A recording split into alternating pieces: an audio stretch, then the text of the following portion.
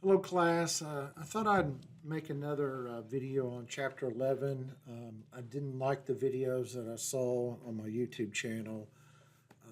One didn't record what was on the PowerPoints, and the other one just had my voice. So I thought I would try making a new video for Chapter 11.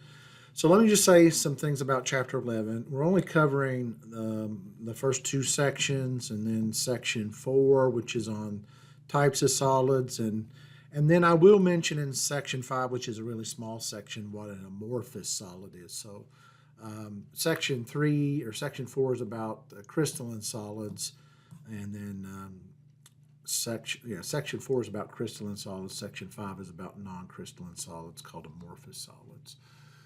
So the main focus, though, of Chapter 11 is to take the knowledge of what you have in Chapters 8 on Lewis structures, 9 on molecular geometries, and specifically molecular polarity, which we talked about in Chapter 9, and determine the force that occurs between molecules. So the force that occurs between molecules gives rise to things that we see in everyday life, like boiling point of a liquid, like you know that water boils at 100 degrees Celsius. What causes water to boil at 100 degrees Celsius? Well, it's the intermolecular forces between the water molecules, the force between the water molecules.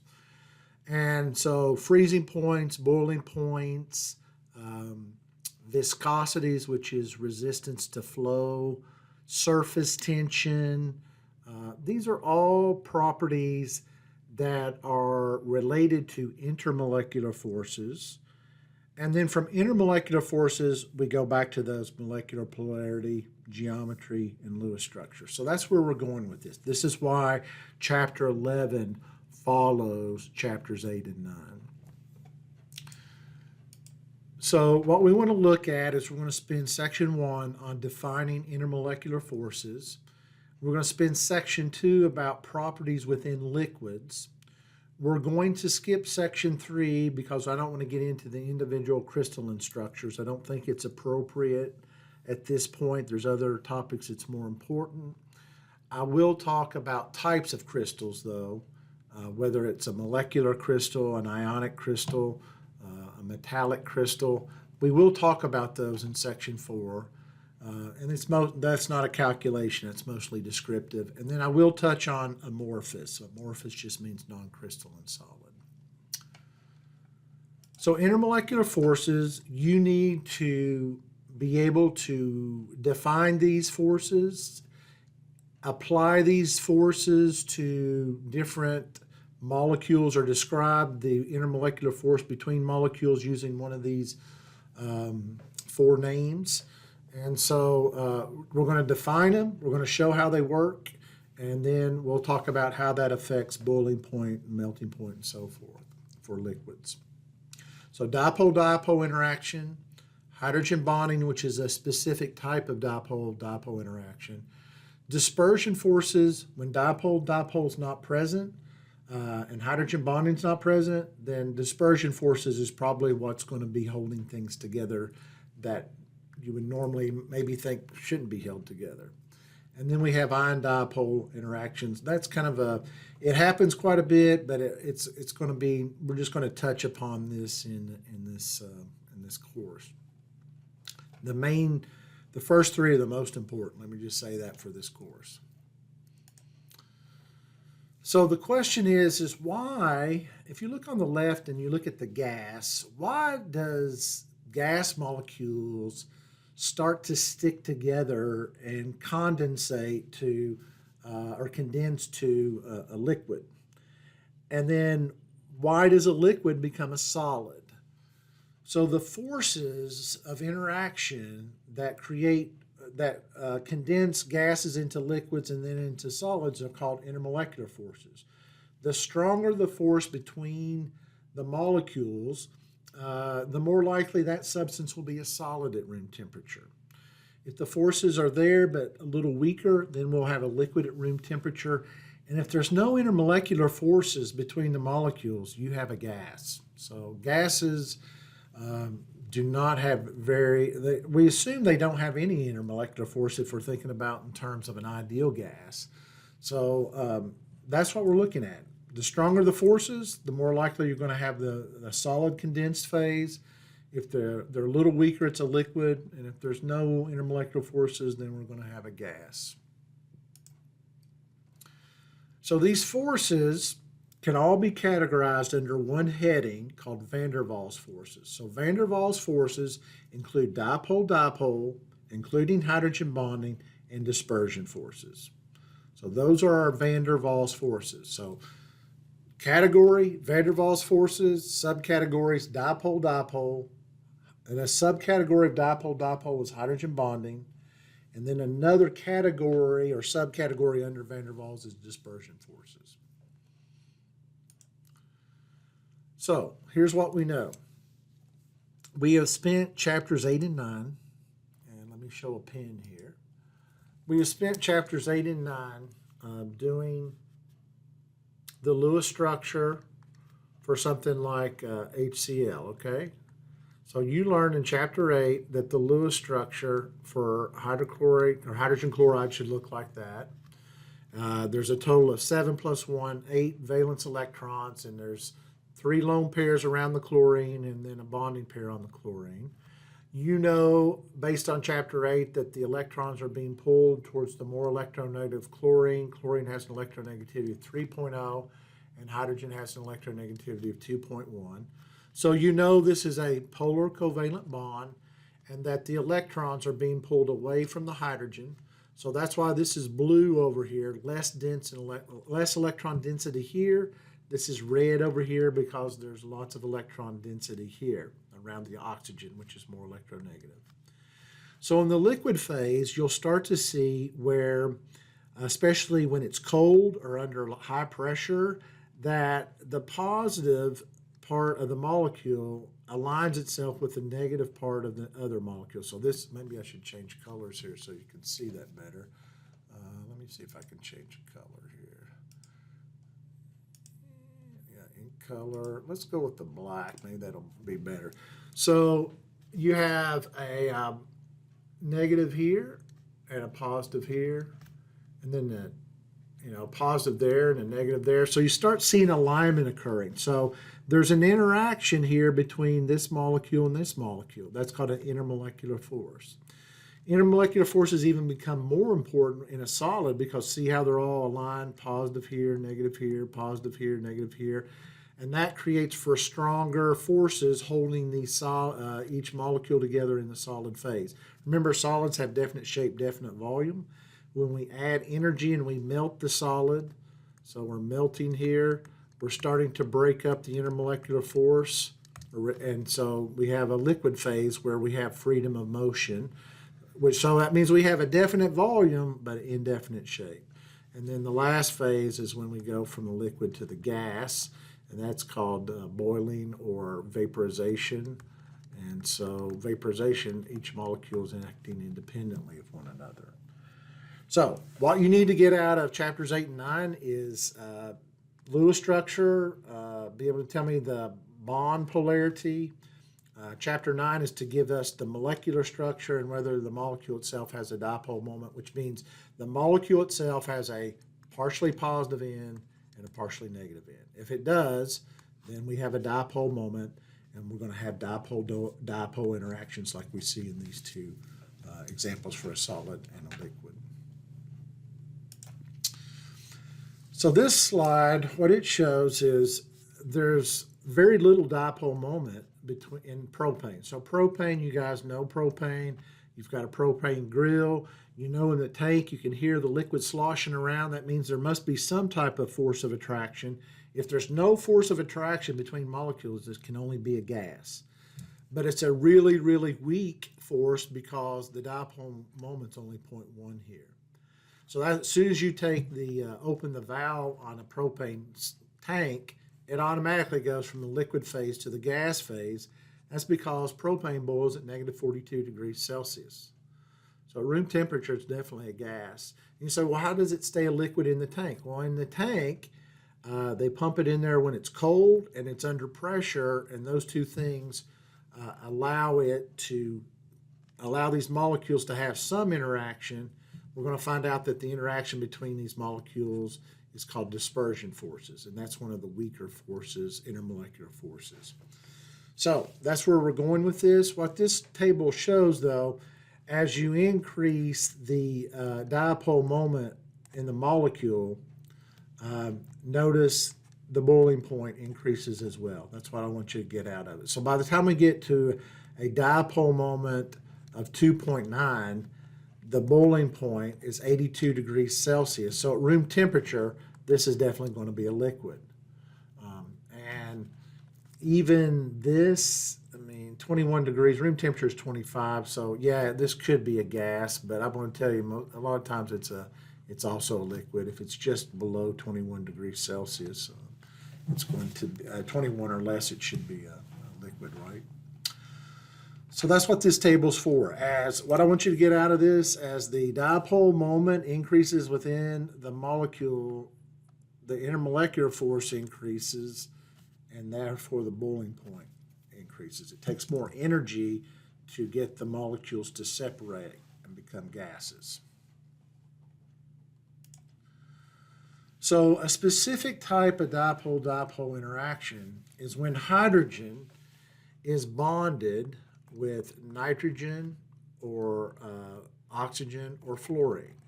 So when hydrogen is directly bonded to either nitrogen, oxygen, or fluorine, then we get this type of interaction. So here's what we have. We have HF here.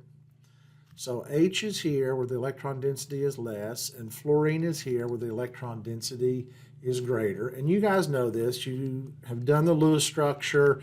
You could write the Lewis structure for this, and it would look like this from chapter 8. You know that fluorine's more electronegative than hydrogen, so the electrons are being pulled towards the fluorine. This has a dipole moment in the bond. This is a polar covalent bond. We learned that all in chapter 8. But this is a special type of interaction here. So this hydrogen is attracted to the fluorine of the other molecule. So this white dashed line here represents hydrogen bonding. So hydrogen bonding is not a true bond. It is the intermolecular force between the hydrogen of one molecule attracted to the fluorine of the other molecule. And the only reason why we have hydrogen bonding is because this hydrogen is attached to either oxygen, nitrogen, or fluorine. In this case, it's fluorine. But if this had been an oxygen or nitrogen, you would still have hydrogen bonding. So here's hydrogen bonding here, and there's hydrogen bonding here, which is it's a stronger force. It's stronger than just a dipole-dipole interaction. And so it's a specialized type of dipole-dipole interaction. It's so important, it's got its own name, hydrogen bonding. And you go, why do I need to know this? Well, hydrogen bonding is what holds your DNA together. So if something comes in here and disrupts the hydrogen bond, you've now mutated the DNA. If your body doesn't kill off that DNA, it may turn into a cancer or something like that.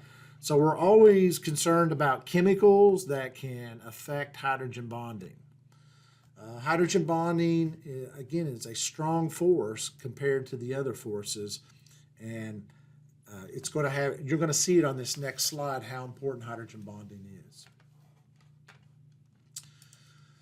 So here is an example of boiling points for different compounds that are represented here.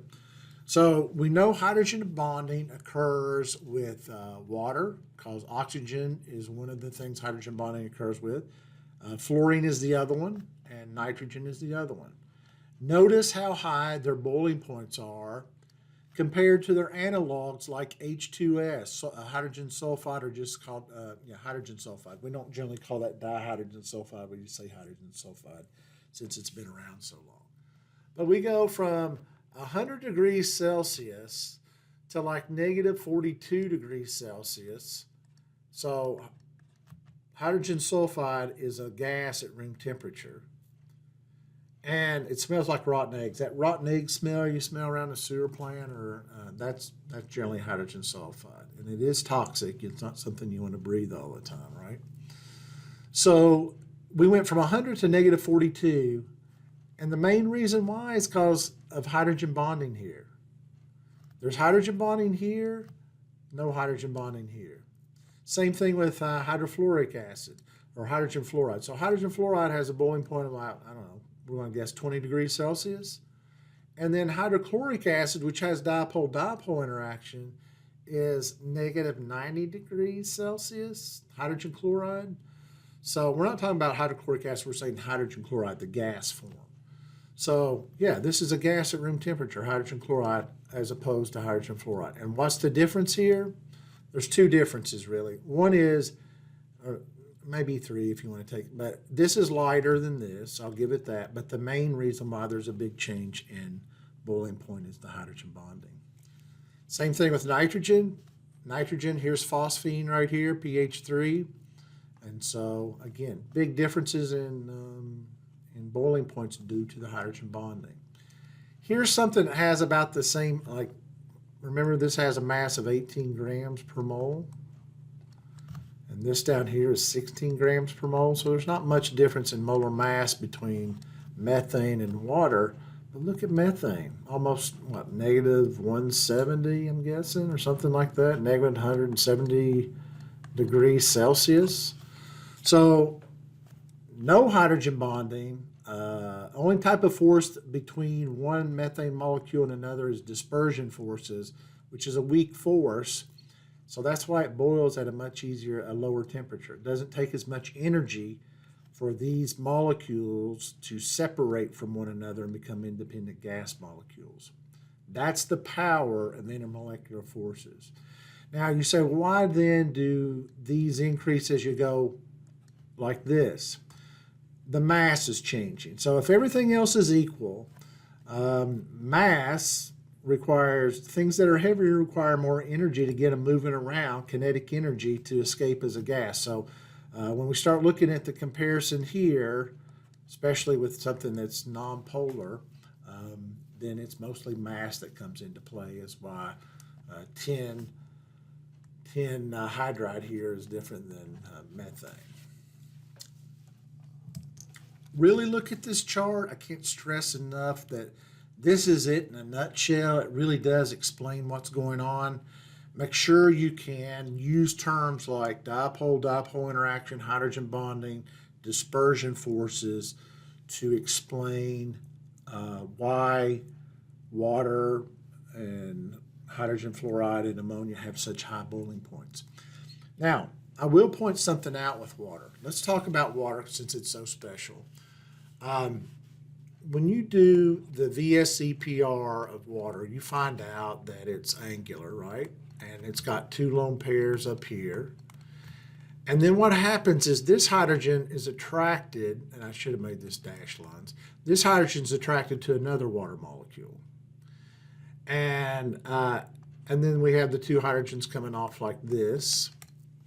And then this hydrogen here is attracted to another water molecule. All right. And then a hydrogen up here from another water molecule is attracted to this lone pair here. So there's a intermolecular force there. Same thing over here. There's another water molecule. The hydrogen on it's attracted to the that lone pair right there. So these dashed lines represent hydrogen bonding. And the thing that's cool about water is it forms 4 hydrogen bonds. One here, one here, one here, and one here. And so that's why, even though it's heavier than hydrogen fluoride, because it has 4 hydrogen bonding sites, that makes it have extremely high boiling point. I mean, really extremely high compared to H2S, which these are out of the same group, oxygen and sulfur. I mean, that's what's remarkable right there. You say, well, what about HF? Well, hydrogen fluoride, it only forms 1 hydrogen bond between the next hydrogen fluoride. So the interaction's not as strong here, and so therefore that's why we don't see as high a boiling point here, even though it's lighter. And then ammonia's a little tricky. You would think it would form maybe 3 or 4 hydrogen bonds, like each one of these hydrogens would be attracted to another nitrogen. But in reality, only one hydrogen forms here between that one and another nitrogen. And that's the only one that's really linear here. And so it's kind of a linear, it's not, it's a little bit stronger than this one, but it's not, it's still not the attraction between the H and the F. And so it's strange. You would think it forms 4 too, but it doesn't. It doesn't form 4 hydrogen bonds like water does. All right? Because the nitrogen only has one pair there, one lone pair. All right, so the next type of bond, not bond, intermolecular force is called dispersion forces. So the way dispersion forces work is like if I have a chlorine bonded to another chlorine, we know the electronegativity difference between these two chlorines is 0. And so the type of bond that we have between the two chlorines is nonpolar. And the molecule itself, because it's linear, because if you only have 2 atoms bonded together, it's linear. So this is a nonpolar molecule. So you'd say if it's nonpolar and there's no dipole-dipole interaction, well then how does chlorine stick together? How can I condense chlorine from the gas phase, which we know it should be a gas, because if you look on the periodic table, chlorine is an element in red on the periodic table, which means that the red coating on the standard periodic table means this is a gas at room temperature. But how is it then that we can condense chlorine to a liquid?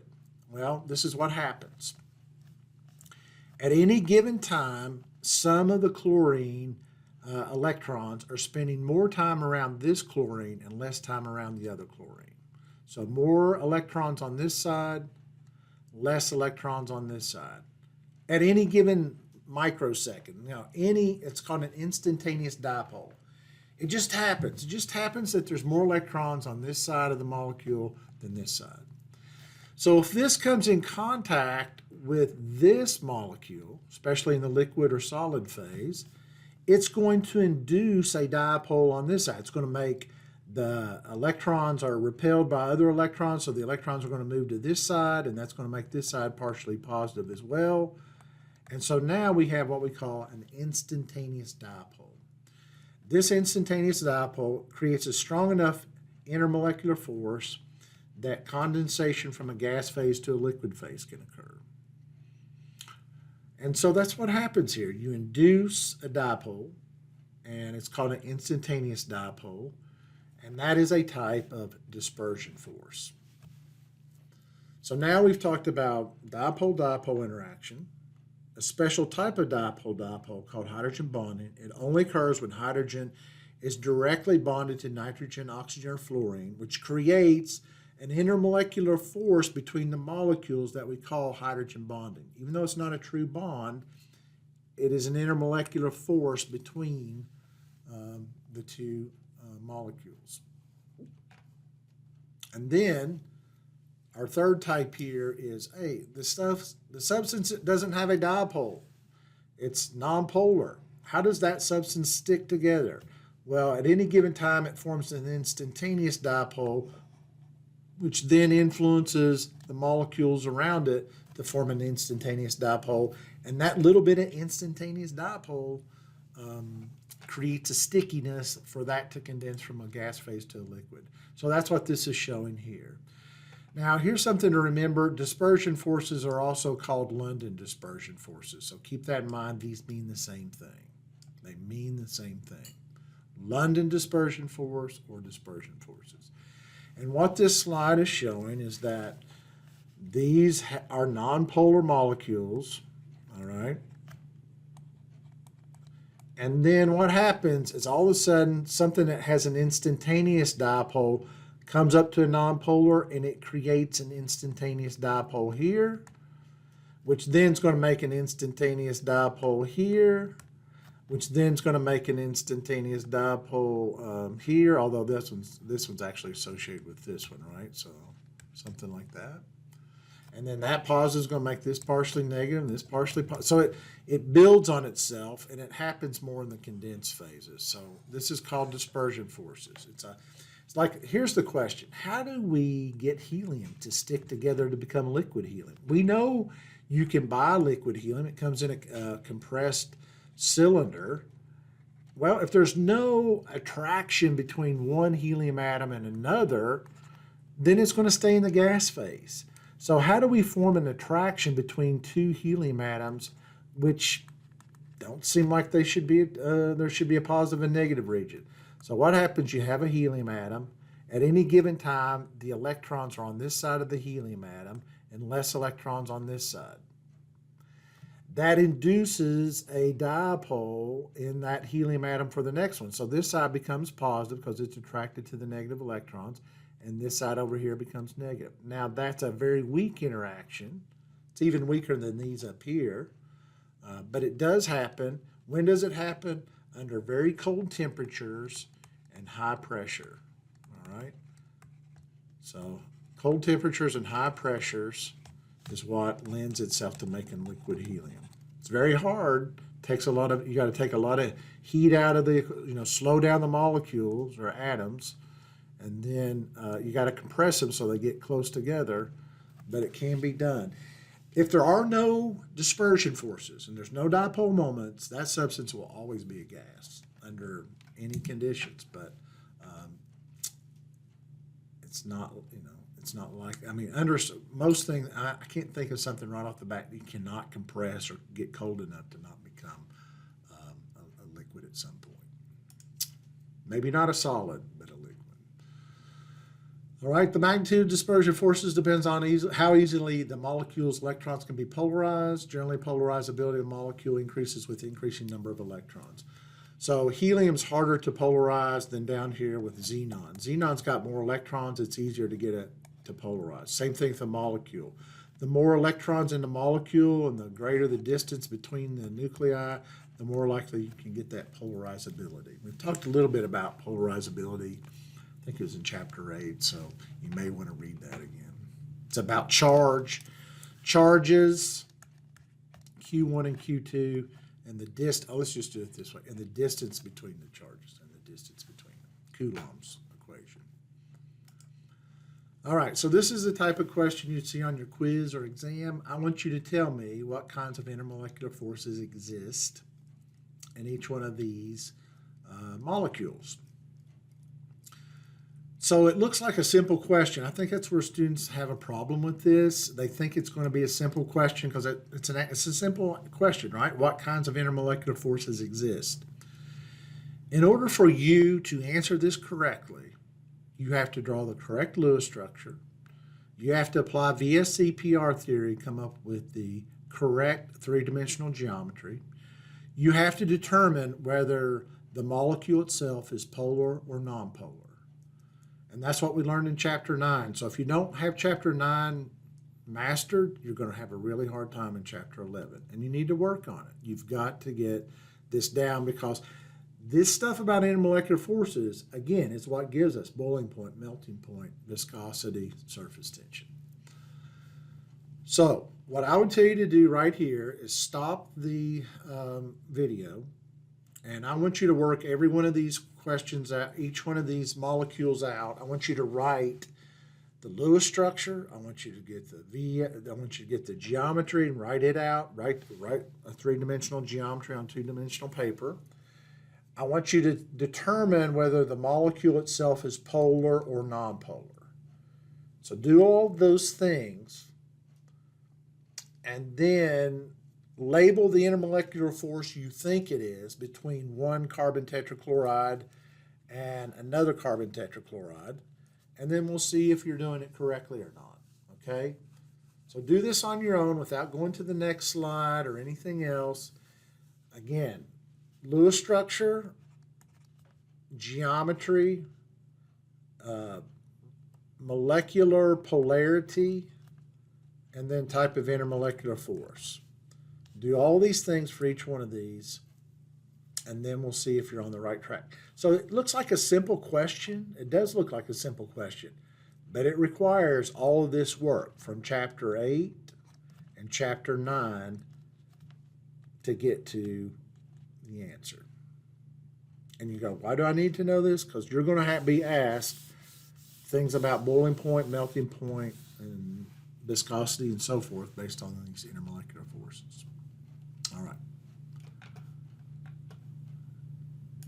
All right, welcome back. So this is what you should have for your Lewis structures. Carbon tetrachloride looks like this is a Lewis structure.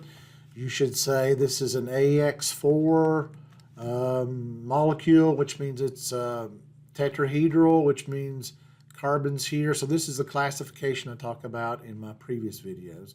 And that means there's a chlorine here, and there's a chlorine here in the same plane as the screen. This chlorine's coming out at you, and this chlorine's going back behind the board. Angle here is 109.5. This is all the stuff you should have learned in Chapter 9. So this one is a little tricky. It's got 3 centers. It's center 1, center 2, and center 3. Each one of these centers, you're going to have classification. So for center 1 here, this is an AX4 classification. For center 2, it's an AX3, which means it's trigonal planar. And this one's AX2E2, which, again, tetrahedral for the electron domain geometry, but it's bent as far as the molecular geometry. So if that sounded like gibberish to you, that means you don't understand Chapter 9. You still got to go back and look at 9, because that's what we do. Just same thing down here. This is AX4, this is AX3, this is AX4, and so that tells me what the arrangement looks like, what the three-dimensional geometry for these 4 carbons looks like. This one is a little tricky. It's a special, you would think it looks just like water, but the atomic orbitals come into play here more than the hybridized orbitals that we talked about in Chapter 11, Section 11.4, hybridization. And so this one's a little tricky. I don't know if I would have put that one in there or not, and we'll talk about it. All right, so for the first one, carbon tetrachloride is nonpolar. So when we look at this molecule, there's no positive and negative end. All of these are partially negative because chlorine's more electronegative than carbon. And so because it's tetrahedral and all these things are equally pulling like so towards the chlorines, this is a nonpolar molecule. So if it's a nonpolar molecule, the intermolecular force between one molecule and another can't be a dipole moment, definitely not hydrogen bonding, so it has to be dispersion forces. So that's the answer, dispersion forces. All right, this one's a little trickier. This acetic acid, let's go back. So here, this part's nonpolar, right? This is just like carbon tetrachloride, although it's carbon and hydrogen, but these are nonpolar bonds. The difference in electronegativity between hydrogen and carbon is 0.4, which is a nonpolar bond. The difference between these 2 carbons is 0 for the electronegativity difference. It's tetrahedral, so that part is nonpolar. This part is polar. These electrons are being pulled away from the carbon towards the oxygen. So we have a dipole here. We have a partially positive end on this carbon and a partially negative end on this oxygen. And that creates a dipole. And so this has a dipole moment. This part of the molecule has a dipole moment. Same thing here. Now this is where the geometry comes important. The carbon is here. The oxygen is bent up to here. And then we're bent down here back to the hydrogen. And then there's 2 lone pairs on the oxygen here and here. And so oxygen being more electronegative than hydrogen and more electronegative than carbon, there's a resultant force in this direction. So we have a dipole here, and we have a dipole here. Now, the hydrogen is bonded to an oxygen here. So when hydrogen's directly bonded to nitrogen, oxygen, or fluorine, we have hydrogen bonding, a special type of dipole-dipole interaction. So when we go to label this, it says acetic acid is polar, absolutely, contains an OH bond, a hydroxy bond. It exhibits dipole interactions, that's the carbon double bond to the oxygen, including hydrogen bonding, that's where the hydrogen is bonded to the oxygen. But we also have dispersion forces because this part of the molecule is nonpolar right there. So So it has all three. So be careful. You have to break it down. You have to write it all in order to get the correct answer. Let's go to the next one. Let's see, can I erase all? Let's see if I can erase most of this so we can get a nice clean. Let me erase all of it. There we go. Okay. So let's go back to the pen. All right. This part's nonpolar, AX4. This part is nonpolar, AX4. And then we have this polar region. How do you know it's polar? Because you know that carbon has an electronegativity of 2.5. And you know that oxygen has an electronegativity of 3.5 for a difference of 1.0. So that makes this a polar covalent bond where the electrons are being pulled towards the more electronegative oxygen. All right? So for this one, we have nonpolar, we have dispersion forces on the ends, and we have dipole-dipole interaction in the middle there.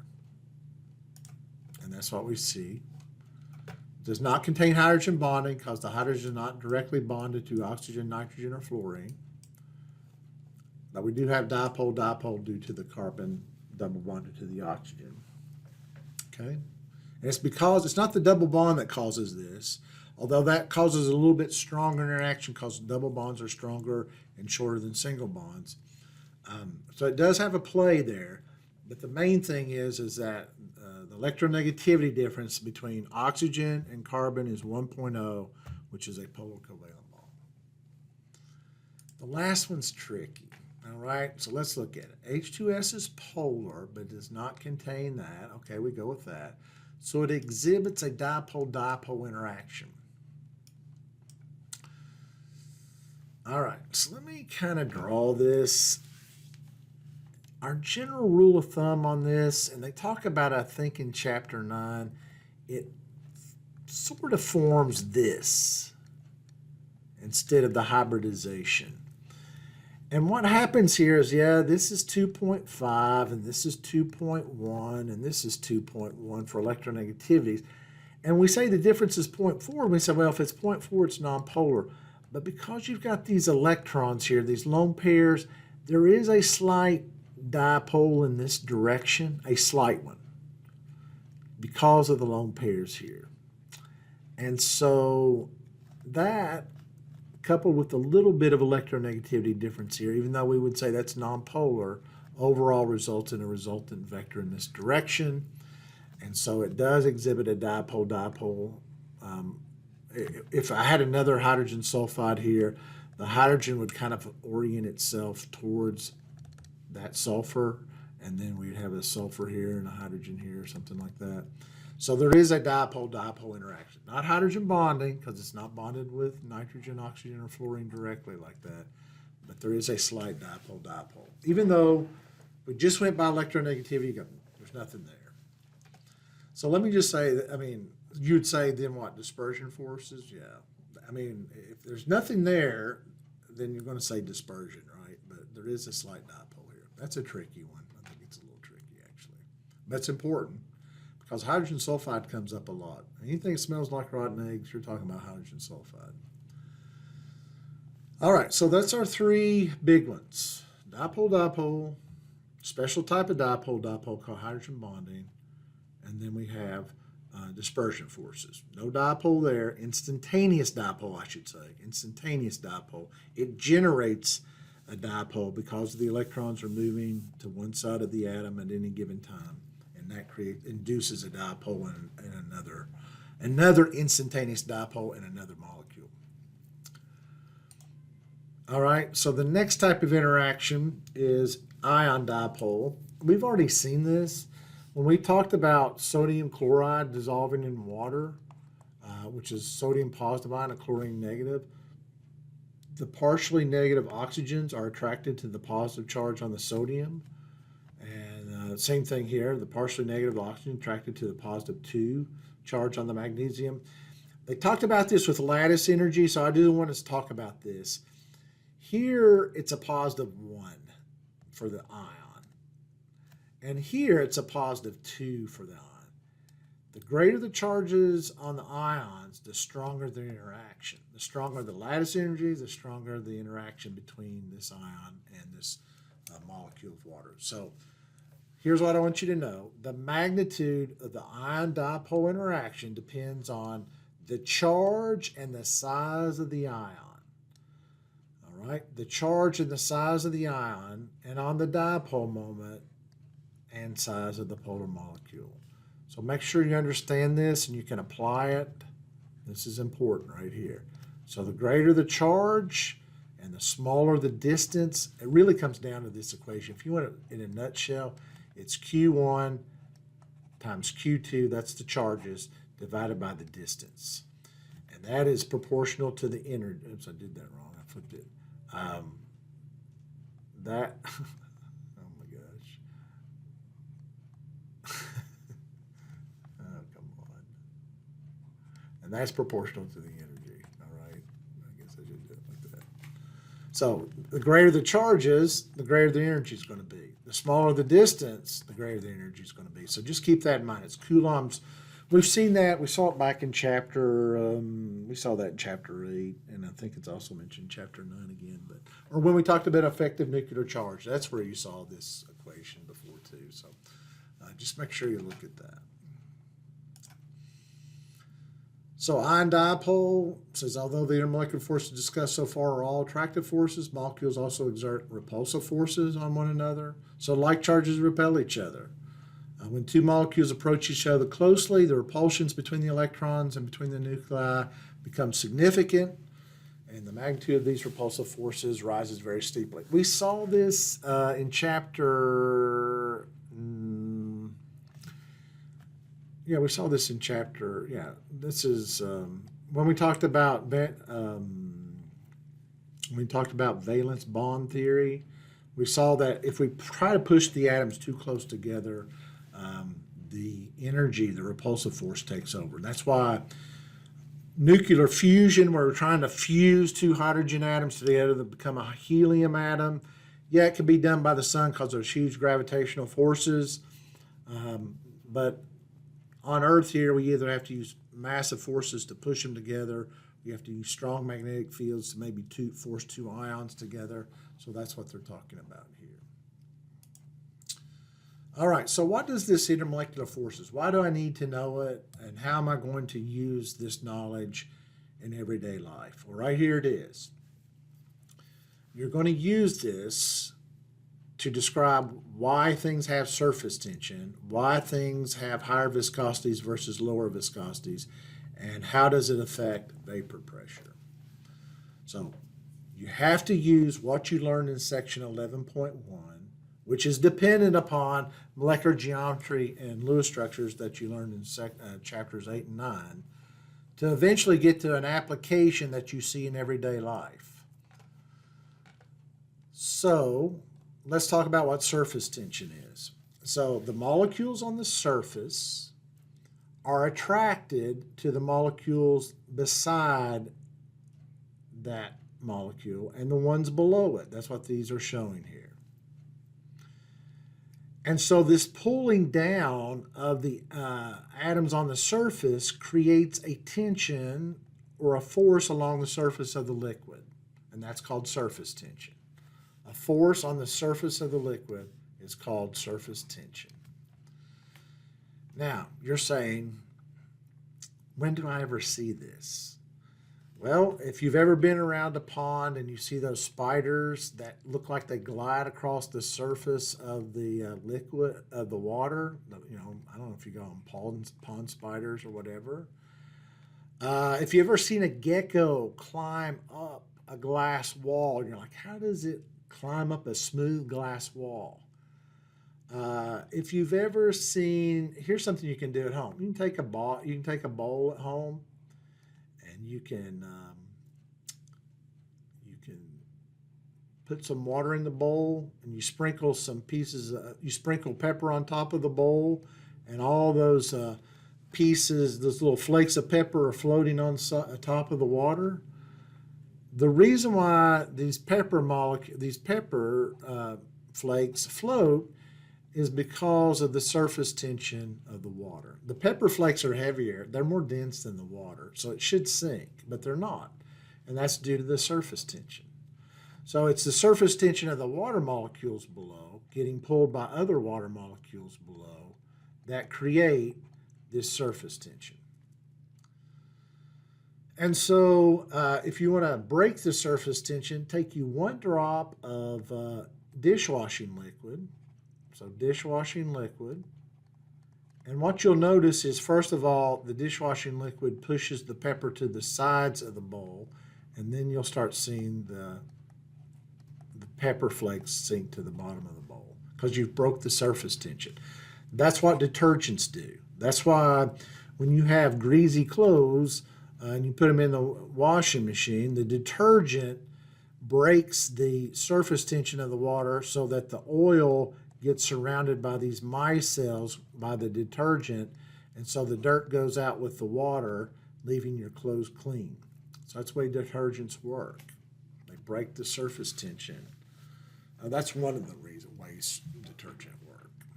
All right. So surface tension is a force across the liquid caused by the attractive forces of the adjacent and molecules below the surface. So here's what you need to know. The stronger these intermolecular forces pulling downward, the stronger the greater the surface tension. All right, the greater the surface tension. So the more you have these forces pulling downward on the molecules on the surface, the greater the tension, the greater the force is going to be on the surface, called surface tension. All right, so let's see some illustrations of surface tension. So you guys have been in the lab. You know that when you put water in a graduated cylinder, it forms a meniscus, and the meniscus bows downward like this. So there are 2 forces happening here. One, the water molecules are attracted to the glass, and that is called adhesion. I want you to know these terms. You're going to be tested on them. Adhesion is when 2 unlike substances are attracted to one another. In this case, water and glass. All right. And then cohesion is where 2 like substances, the water molecules here, are attracted to one another. So water attracted to itself is called cohesion. So some people think the reason why you have a meniscus like this in water is because it's the pressure pushing down on it. It's not. It's the attractive forces of the water to the glass and also to the water itself.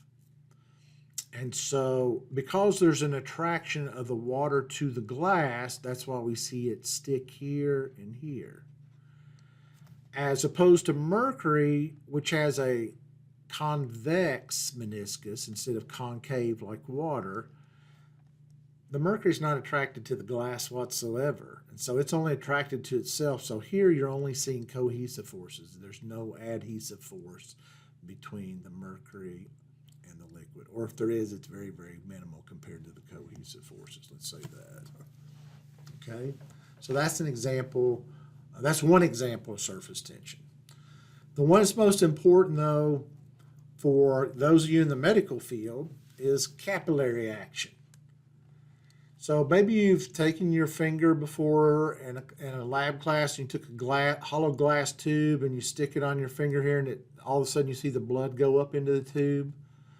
Or even when you put a paper towel on a spill. A lot of people think it's just sucking it up. It's the reason why the paper towel works, it's due to capillary action. So capillary action is when the blood, in this case, when the blood is attracted to the glass, but it's also attracted to itself. The adhesive and cohesive forces are there. The blood adheres to the glass, but then it's also attracted to itself, and it draws the blood up into the tube. So that's what capillary action is. It's 2 types of forces coming together: adhesive forces, attractions between unlike molecules, and cohesive forces, attractions between like molecules. All right, viscosity is another something that we see in the lab, but we describe by the intermolecular forces between the molecules, right? Or the force between the molecules. So viscosity, I want you to know this, is a resistance to flow. The higher the viscosity, the more resistance to flow. These are the units for viscosity. So we have newtons, we have meter squared, and the S is the time. Yeah. All right?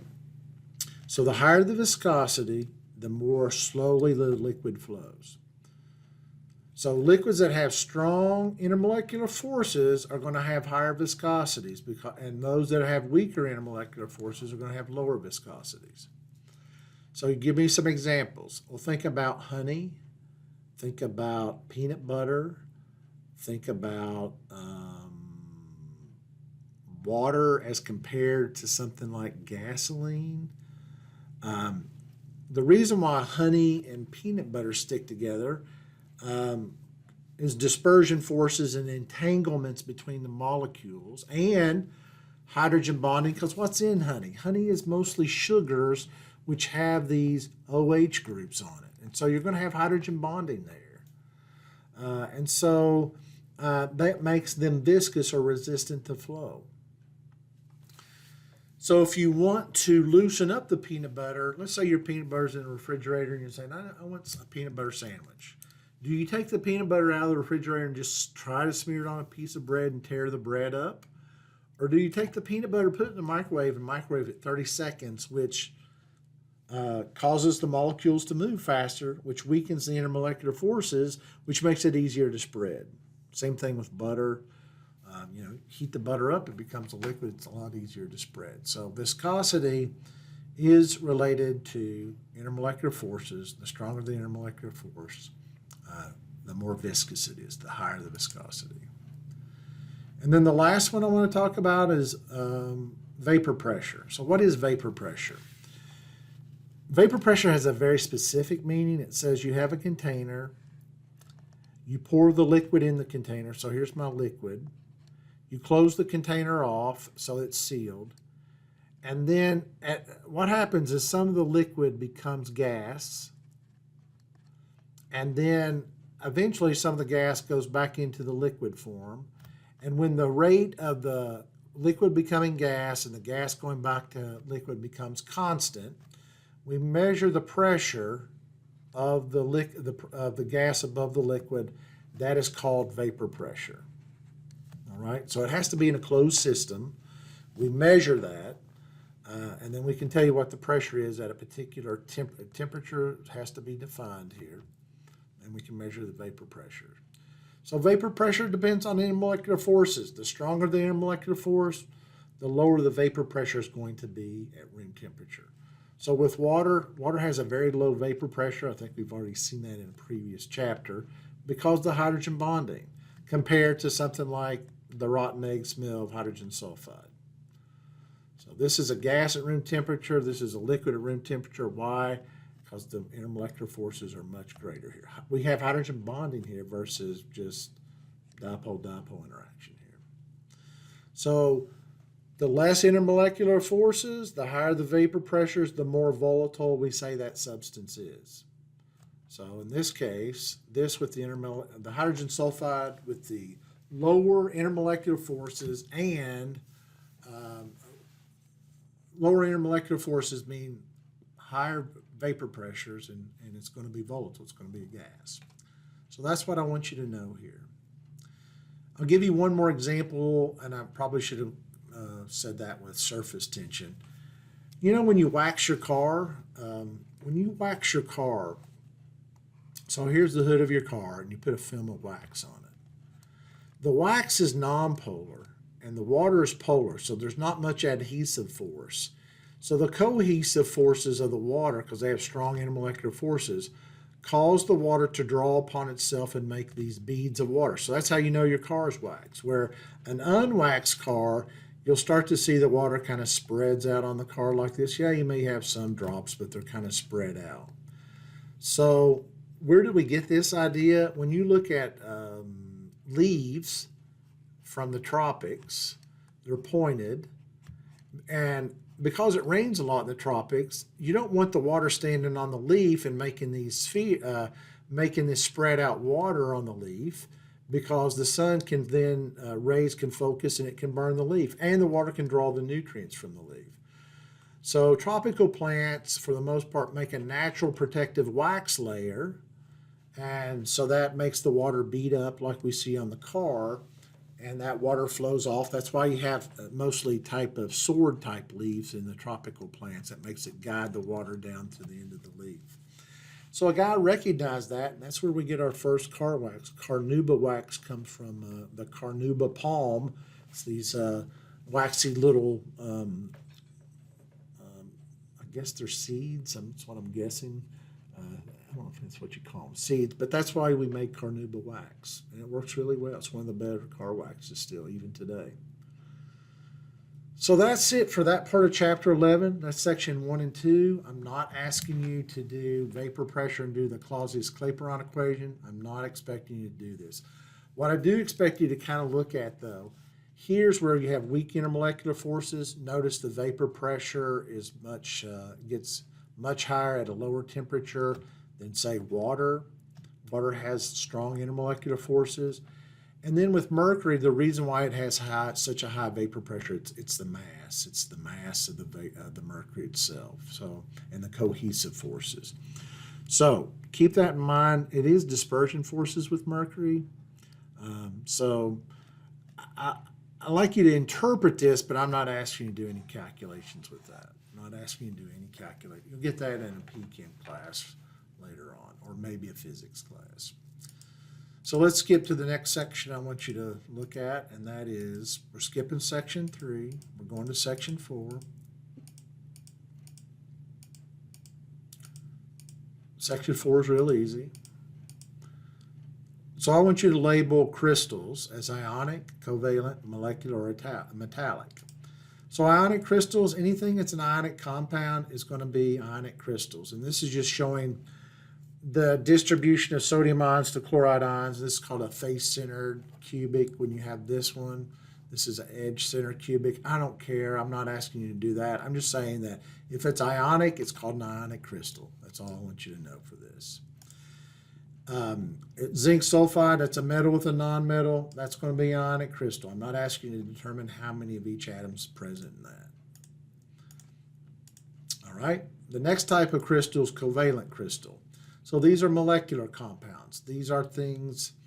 Now, covalent crystal, also called a network crystal, which is different than water. So notice here, all the carbons are bonded together. It makes for a very strong, this is a hard substance, right? Diamond's very hard. And then, so these are allotropes of carbon. This is carbon diamond, and this is carbon graphite. Graphite is bonded in layers. So you have 3 layers here, and each one of those layers can slide over the other layer. That's why I like it as a pencil, because as you write down on the pencil, you're scraping. Layers of carbon are breaking off, and you see it as that line there. Can't write with a diamond, right? A diamond doesn't break off like that because it's all networked together. So covalent crystals, also called network covalent compound, or elements or compounds, either way. It's strictly covalent bonds between each atom, and it creates a 3-dimensional crystal. This makes this substance harder and generally has higher boiling points and melting points because it's true bonds between the carbons here, and true bonds between the carbons in these different layers here. So this is called a network covalent compound, or just covalent. So the next one is molecular crystals. So here's water. We've been talking about water. This is showing the hydrogen bonding between the hydrogen and the oxygen. And it creates these voids, and that's why ice is less dense than liquid water. So you do have hydrogen bonding or van der Waals forces, but we're looking at molecules, the relationship between one molecule and another molecule. Generally, this means that boiling points and melting points are definitely less than network covalent compounds. So you've got network, covalent, or just covalent crystals, and then we have molecular crystals. Molecular crystals could be like butter, cholesterol, things like that. They have a crystalline pattern, but it's molecular, it's not network. And then the last one is metallic. Metallic is, this is what I want you to know about metals. It's like, here's the nuclei, and the electrons are just a sea of electrons around all the nuclei. So that's what makes metals good conductors of heat and electricity. If you push electrons here, the force easily translates through the metal, and then the force pops out on the other side. And so it's a lot of people think the electron that comes here is the same electron that comes out here. It's not. It's just a force causes all these electrons to shift this way, and these new electrons come out the other side. So metallic crystals, what I want you to remember is it's a sea of electrons around the nuclei, and that's what makes them good conductors of heat and electricity. And then to summarize what we've talked about here, this is what I want you to focus on, is this table. This table tells you what the general properties are for ionic, network, molecular, and metallic crystals. They give you examples of ionic, network, molecular, and metallic crystals. They tell you what types of intermolecular forces are here. We haven't talked about metallic bonds much. That's a true bond. These are intermolecular forces, right? These are the cohesive intermolecular forces that we're dealing with. So that's what I want you to get out of section 4 here. Know the types. Again, you have ionic, and you know that because it's a metal with a nonmetal. Covalent, which is called a network covalent as well. That's like diamond, silicon, quartz. I give that as an example. Molecular, we're talking about things like water, the components of butter, cholesterol, so forth. And then metallic, we're just talking about straight, nothing but the metal, nothing but a metal there. And then I want to touch on just this thing here. In section 5, everything we were doing in section 4 was crystalline. There's a repeating patterns. You see this is the pattern, and it repeats over and over again. Amorphous doesn't have a pattern. It's irregular. That's all we're saying here, is that if it's not a crystalline solid, then it's an amorphous solid. So amorphous, such as glass, even though a lot of people think glass is crystalline, it's not. It lacks regular three-dimensional arrangement of the atoms. So glasses are called amorphous solids. Many of your powders can be amorphous, like sulfur. Maybe it'll translate into an amorphous solid. Your chalks, some of those translate into amorphous, but amorphous just means no pattern, it's not crystalline, it's not repeating a pattern over and over in 3 dimensions. That's all I want you to know about amorphous solids at this point. All right, so that's it for chapter 11. This is what you need in order to answer the questions in the assignment and the quiz and so read chapter 11, sections 1, 2, 4. If you want to read 5, you can. They give you some more examples there, but that's what you need to know out of chapter 11, and that wraps up this chapter. I hope that helps, and we'll see you after the break.